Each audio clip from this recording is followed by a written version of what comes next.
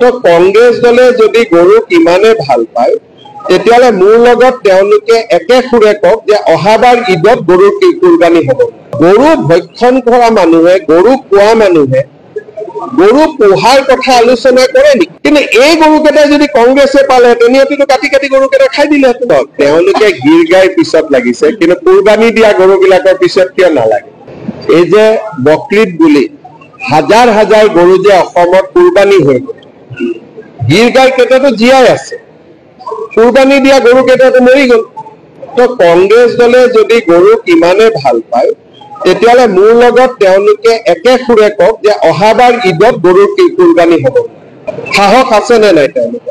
আমিতো বিজেপি কৰা মানুহবিলাকে গৰুক ভাল পাওঁ কাৰণে মৰা গৰু এটাও পইচা দি কিনি আনি তাক খুৱাই খুৱাই জীয়াই ৰাখিছো, কিন্তু কংগ্ৰেছৰ আধা মানুহেতো গৰুক কুৰবানী দিয়ে। কংগ্ৰেছৰ সোঁৱে বাৱে আন্দোলন কৰি থকা আধা মানুহেতো গৰু খায়। তো গৰু ভক্ষণ কৰা মানুহে, গৰু খোৱা মানুহে গৰু পোহাৰ কথা আলোচনা কৰে নেকি? গোটেই গৰু খায়। ৰকিবুল হুছেইনে গৰু খায় নে নাখায়? ৰেকিবুদ্দিন আহমেদে গৰু খায় নে নাখায়? জাকিৰ হুছেইন চিকদাৰে গৰু খায় নে নাখায়? তেওঁলোকৰ MLA নুৰুল হুদাই গৰু খায় নে নাখায়? তেওঁলোকৰ বিধায়ক ৰচিদ মণ্ডলে গৰু খায় নে নাখায়? AK ৰচিদে গৰু খায় নে নাখায়? তো গৰু খোৱা মানুহে যোনে এনেকে কাটি কাটি কাটি কাটি গৰুক মাৰে, এনেকে মাৰে, তাক হালাল কৰা বুলি কয়, হয়নে?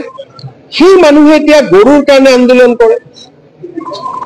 গতিকে একমুখত কংগ্ৰেছৰ সদস্যসকলে কৈ দিয়ক যে আজিৰ পৰা আমি গৰু নাখাওঁ আৰু গৰু নামাৰো, আৰু মোক তেওঁলোকে কওক যে অসমত গৰুৰ প্ৰতিপালন হ'ব লাগে। এতিয়া এখন আইন কৰক যে অহাবাৰ ঈদত যাতে কোনো গৰু নাখায়। সাহস আছে নে নাই তেওঁলোকৰ? 1400 গৰু অকল ধুবুৰী টাউনত মাৰিছে, য'ত ৰকিবুল হুছেইন MP।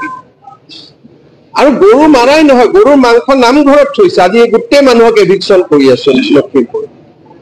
গতিকে যি মানুহে গৰুক এনেকে মাৰে,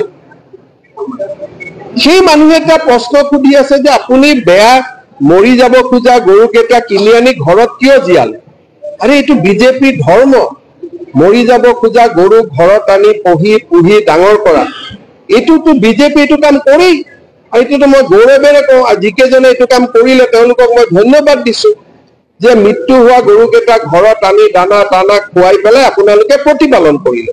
কিন্তু এই গৰুকেইটাই যদি কংগ্ৰেছে পালে তেনেহ'লেতো কাটি কাটি গৰুকেইটা খাই দিলেহেঁতেন। অহাবাৰ কোনোবা এটা দিনত যিমান কেইজনে গৰু কিনি আনি গৰুকেইটা বচালে সিহঁতকতো চৰকাৰীভাৱে অভিনন্দন জনাব লাগে।